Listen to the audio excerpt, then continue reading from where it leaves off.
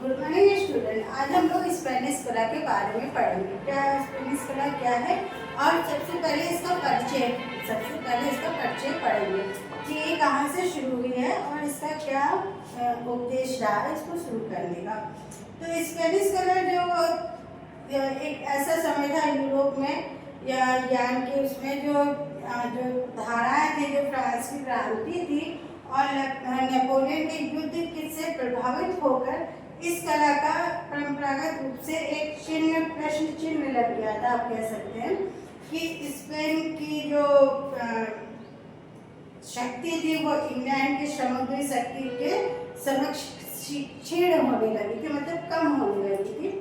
तब ये क्रांति का आरंभ हुआ था, कला का आरंभ हुआ था। और इस क्रांति के जो कला के कलाकार थे, जो प्रमुख कलाकार थे, वो फ्रांसिस्को गोया थे।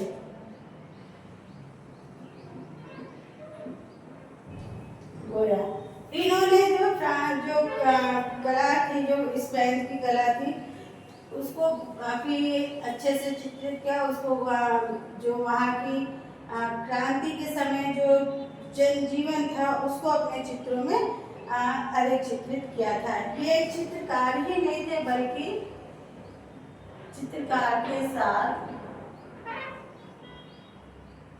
के साथ बुद्धिवादी भी थे। और इन्होंने वहाँ की जो स्पेन में जन्मे थे, ये इनका जो जन्म हुआ था वो स्पेन में हुआ था और 1746 में हुआ था। और इनकी मृत्यु जो हुई थी वो 1828 में ईस्वी में हुई थी।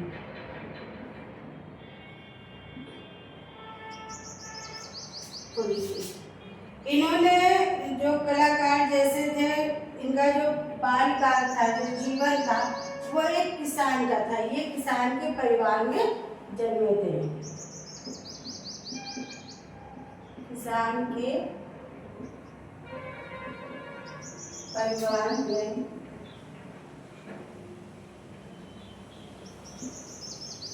जन्म हुआ था। और इनकी जो प्रारंभिक जो शिक्षा थी वो एक गिरजाघर के पादरी के द्वारा किया गया था, शिक्षा प्राप्त हुई थी। पादरी के द्वारा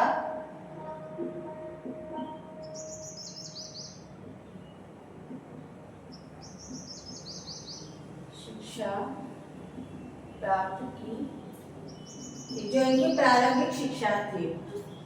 और ये क्या कहते हैं, इनका जो बालकाल था वो काफी जो कृषि परिवार से थे, तो वैसा ही था। इन्होंने जो वहाँ की कुरीतियाँ थी, यानी कि गोवा ने जो स्पेन की जो अपने देश की कुरीतियाँ थी, कुरीतियों को और अंधविश्वास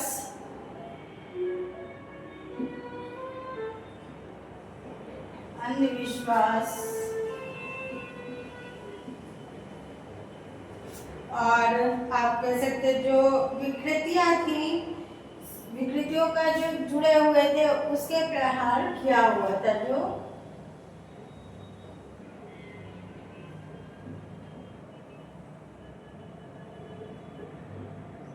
प्रहार किया।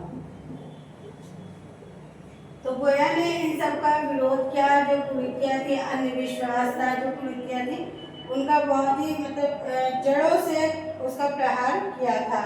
इनका जो जीवन था, जो प्रारंभिक शिक्षा थी, परंपरा विरोधी थी और ये परंपरा से विरोधी थे, परस्पर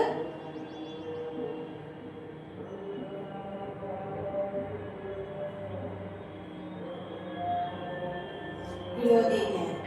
इन्होंने काफी वो किया था। वहीं इन्होंने अब बात करते ये कलाकार के साथ साथ जो कलाकार तो थे ही ये, उसके साथ में एक गायक भी थे और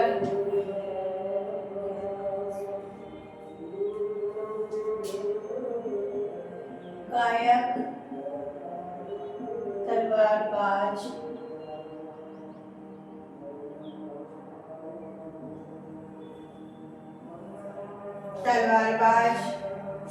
दलबंदी,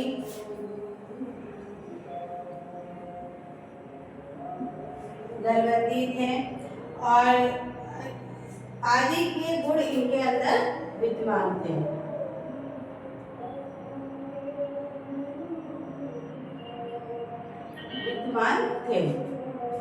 इन्होंने ये जो गुण थे, जो इन्होंने इनके जो प्रारंभिक जो चित्र थे वो राज दरबार,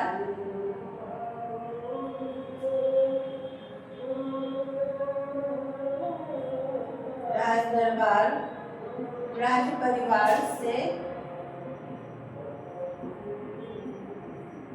संबंधित थे।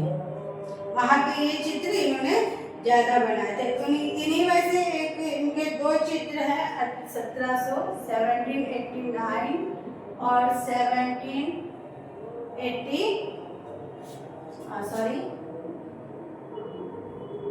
1805 में इन्होंने दो चित्र बनाए थे, जिसमें से एक वस्त्र पहने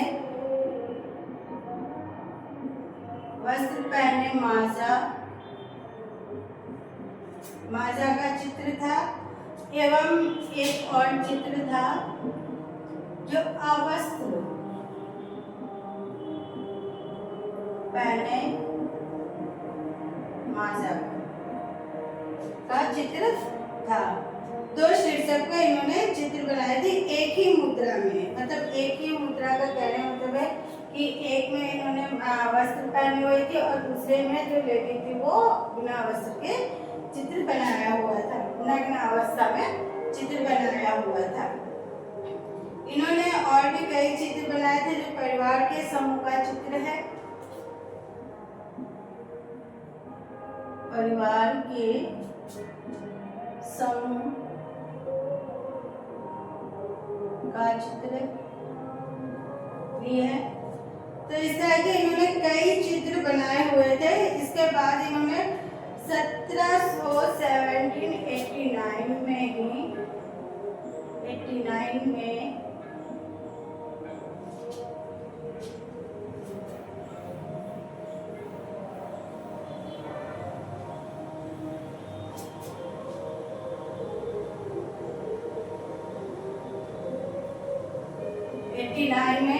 इन्होंने लॉस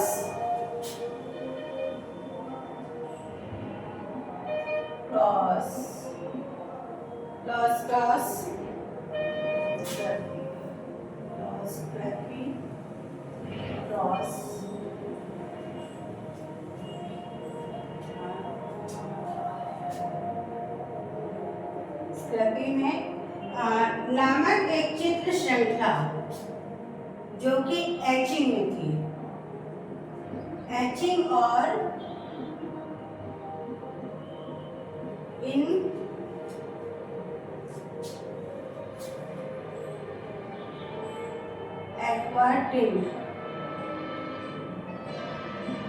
एक्वाटिंट में बनी थी।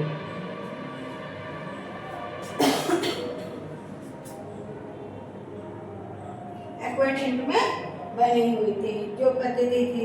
इसमें फैशन का शासन और गिरजाघर का, इसमें क्या दिखाया था, फैशन, शासन और गिरजा घर का जो फैशन, शासन और क्या कहते हैं आपका गिरजाघरों का भी इन्होंने तीक्ष्ण व्यंग किया था।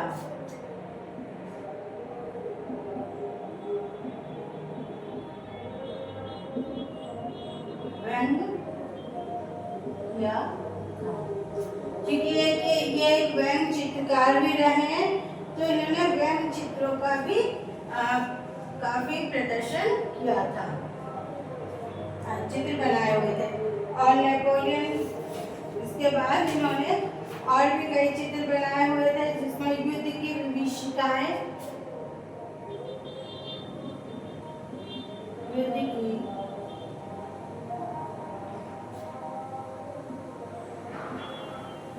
विभीषिकाएं आदि से भी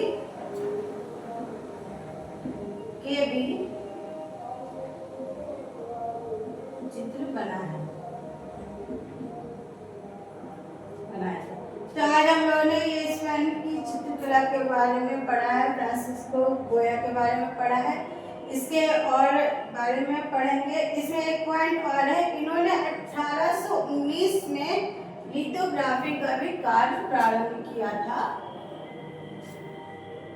ये इम्पोर्टेंट पॉइंट है, 1819 में लिथोग्राफी का कार्य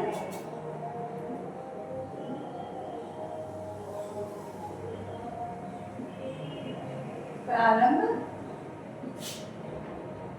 किया था। और इसकी टेक्निक में जो इन्होंने प्रयोग किया था, इन्होंने छोटे छोटे जो साड़ों के इसके साथ में छोटे छोटे